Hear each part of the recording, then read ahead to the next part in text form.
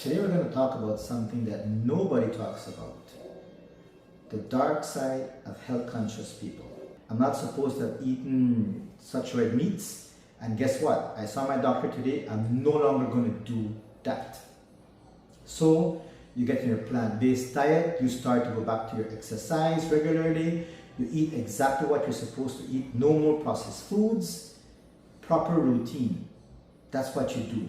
What is that called? It's called a healthy obsession. So it is an obsession, just that it's a very healthy obsession. You are very disciplined and you're going to do exactly what you have to do to get in shape. Mentally, spiritually, physically, emotionally, socially. You're going to do whatever you have to do to be within health. So it's a healthy obsession, but it's still an obsession. Now, we can go another step. You have somebody who is called a health fanatic. A health fanatic is a person who never leaves that routine, that method that they have. They're the ones that get up at 4 o'clock in the morning and they're going to go cycle, they're going to go run, they're going to lift weights, or perhaps their routine is in the evenings, or perhaps they exercise 2 times a day. They're never going to leave what they eat or what they drink. They're going to make sure that they have their 8 glasses of water per day. They're going to make sure they never break their diet. Not even on a Saturday. If they don't eat barbecue, they don't eat barbecue. If they eat perhaps barbecue, they know they're going to eat perhaps a leg or a thigh, but they're not going to cheat and eat any pork meat. They're not going to eat lamb. They're not going to eat goat. They're going to stick with what they have told themselves that they have to do to be healthy. So that health fanatic is a person then that they want everybody else around them to do exactly what they do. So they don't have just a healthy obsession towards themselves. They want everybody to do the exact exercises that they do, eat the exact way they do. So many times within their families, they have their sons and daughters, you gotta get up at 4 in the morning, 5 in the morning, you gotta go to volleyball practice, you have to go to basketball practice, whatever type of sport it is, you're going to do this, and this by the book. At this time you're doing this, at this time you're doing this, you can only eat this, this is when you go to sleep, there are no variations. And that health fanatic will make sure that not only themselves, but their family and anybody who's in their surroundings are going to be there trying to beat it in. This is the way I live life, and this is the way I eat, and I would want to suggest that you do it that way too. Health anxiety. What is health anxiety?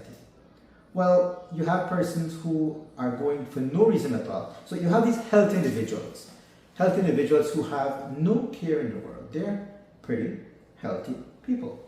But then for periods of time, they start to stress about, could I end up developing a certain condition? Can I end up being a diabetic? Because my comadre, she's diabetic. My neighbor, they cut off her foot, or they cut off 3 of her toes on the left foot about a year ago, and just last week they had to cut off the big toe on the right foot because she's a diabetic.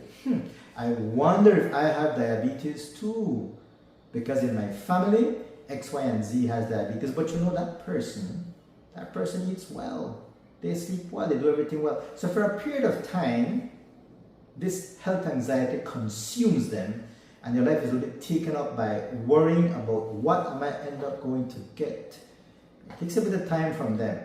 But fortunately, most times, they themselves can slap themselves out of it. Or at times, you know, the spouse, the husband, the wife, or perhaps a son or a daughter, or their mom or their dad can talk to them and say, hey, girl, hey, you know, son, you don't have anything. What are you worrying about? No, live your life. You have a very decent life. You're pretty healthy, you know, you exercise, you eat well, you know, so don't let this be something that takes over your life, because a health anxiety can progress into other things. Now, we have those individuals that they don't have absolutely anything.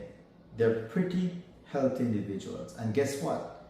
Their life starts to be a wreck. Their relationship is on the rocks, and because they're spending a lot of time on social media, especially search engines like Dr. Google or AI nowadays, artificial intelligence, and they're looking up things because they're worried. They're healthy, but they're worried down the road, 1 year, 6 months, 5, 10, 20 years from now, what is it that I could be suffering? That is called a health concern OCD. A health concern OCD, or a health concern obsessive compulsive disorder, is that person then that what they do is they're stressing about things that potentially they can suffer down the road. Well, you see, my grandfather, he had dementia. Or my mom, she had bad cardiac disease. But you know what? If you were to ask them, do you eat like your grandfather would eat? Do you have a lifestyle like him? Were you like your mom? No, no, no, no. Because of what they suffered, and they suffered terribly with, and they died of, I make sure I don't eat and lead my life like that. You know, my mom, she'll be about a lot of tamales made with lard, and a lot of panares, and frying this and frying that, and reusing oil that's left over. And well, you know, she also had colon cancer, and she also had this, and she also had that. But you are living your life differently. But you have that health anxiety. It's an obsession. It's obsessive compulsive disorder, because you think you're going to develop something, but you have no symptoms at all. And then you have illness anxiety disorder, which has a very old name. And that type of person is somebody who is healthy. So just imagine the person who is absolutely healthy, but they are very aware of what's happening in their body. So one day they feel like, oh, a muscle moved here, and they start focusing on that muscle in the calf on the right side. Oh, my right calf, I felt something move.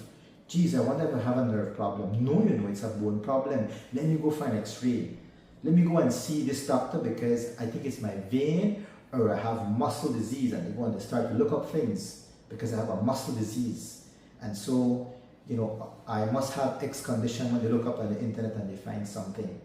Or the ones that feel their heart beating a little bit rapidly, and oh my gosh, I have heart disease, or I have something, I need to go and see the hormone doctor, the endocrinologist, I have to go and see the internist, because my husband saw that here, like a little something was beating here in my neck, and I wonder if I have this, or I have a little scratchiness here, and I must have a very rare disease. And so they're going to be on it, and they're going to be visiting one doctor, and another doctor, and another doctor, and it's a never-ending story, because many times the doctors are going to be giving them medication. Some doctors are going to suspect it and say, hey, you don't have anything.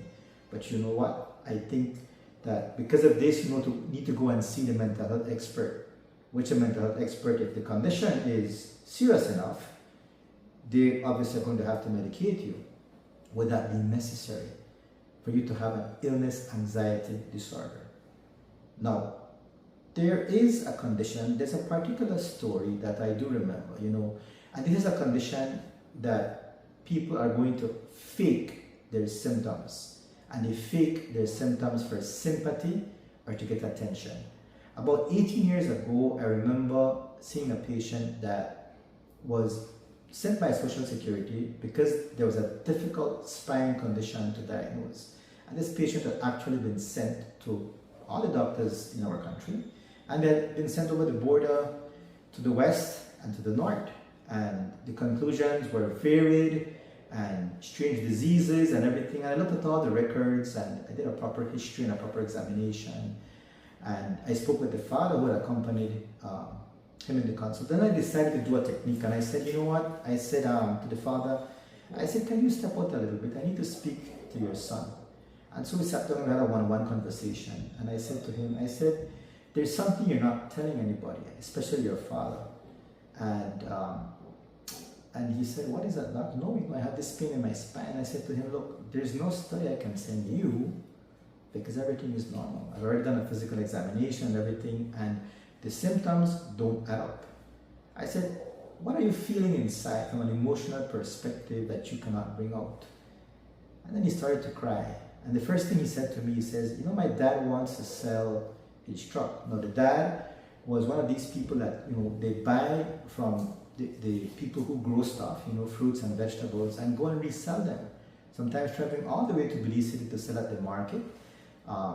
People have stalls at the market, or certain businesses, supermarkets and stores, and that was his livelihood per se. Now, my dad wants to sell his truck. That's what he told me. So he's saying his dad wants to sell the truck. What for? Well, he wants to take me all the way now to Mexico City to see if they can find out what I have, because he's been told about a hospital that's kind of expensive, but they're going to find what I have. And so I looked at this young man in the face and I said, is that really necessary? I said, what's your life like? Are you happy? And then the tears, they started to roll, and this young man put his head down and said, no, doc. I said, you're full of fear, aren't you? You're afraid to tell your dad something. And he said, yeah. He said, I'm afraid to tell my dad something. And I said, what is it? He said, well, I need you to understand. He says, I come from a very traditional family from northern Belize. I come from a village. He says, doc, he says, I don't like women, I like men. And so I looked at him and I said, okay. I said, I understand. I said, but tell me something, young man. You have made Social Security spend so much money, plus your dad, your family has sacrificed and taken out of their pocket to try to find out what your strange spine disease, your spine pain is from. And you know that there's nothing there. Like we say in Creole, to your nama, there's nothing there. And he looked at me with the tears in his eyes and he said, yes, doctor. He says, I'm gay. He says, yes. He says, I'm gay. And I said to him, young man, well, I'm not judging you. I said, you're looking to call attention and you want sympathy because you don't have the cojones to sit down with your dad and tell him, Dad, this dream that you have of me marrying a woman and having a family, kids with her is not a reality, because if I get married to a woman, I'm going to screw up her life, I'm going to screw up the life of kids because it's not my orientation. I said, do you need my help? And he was like, yes. And I could see he was terrified. I said, young man, dry up your tears. I said, sir, I want to tell you, don't sell your truck. Your son does not have any hidden spine disease. Everything is normal. He's in perfect conditions. I said, your son has something he wants to tell you, but he cannot tell you. I said, if you don't listen to me, you're going to lose your son forever.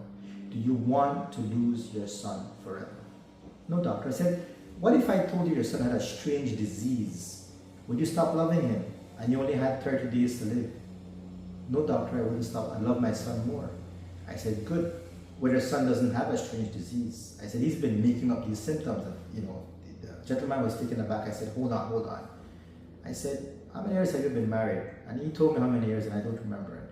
He told me his faith, his religious faith, and what under the church rules and everything that was observed. So what happens if and when a person does not abide by that? I said, do you stop loving that person? I said, somebody has committed adultery. Do you stop loving that person? And it's your sister. And he said, well, no, it's wrong what they've done, but I keep loving my sister. I said, okay, fine. I said, well, I want to inform you that your son has a liking for people of the same sex. And there was silence. And then that silence, after a while, he started to cry. Very soft crying, very gentle crying. And I remember telling him, I said, this is what your son has. I said, sir, he's terrified. And I said, sir, none of these rehabilitation centers where they're going to beat it out of him or they're going to rehabilitate him. I said, that's how his mind is. Nothing is wrong with that. That's him. That's his person, and it does not change who he is as your son. What is that condition called? Where a patient doesn't have anything, but they're faking it. They're faking it to gain attention, to gain sympathy. Nowadays, it's called Factitious Disorder. Time back, it had a personal name. It was called Munchausen's syndrome. So my question to you is, of all these types, starting off with a healthy obsession, going to what is a health fanatic, maybe a bit of health anxiety, or are you farther along the line that you have health anxiety, obsessive compulsive disorder, or do you have anxiety illness disorder? Which one are you? Or are you somebody with a factitious disorder? I see variants of all of these in my office.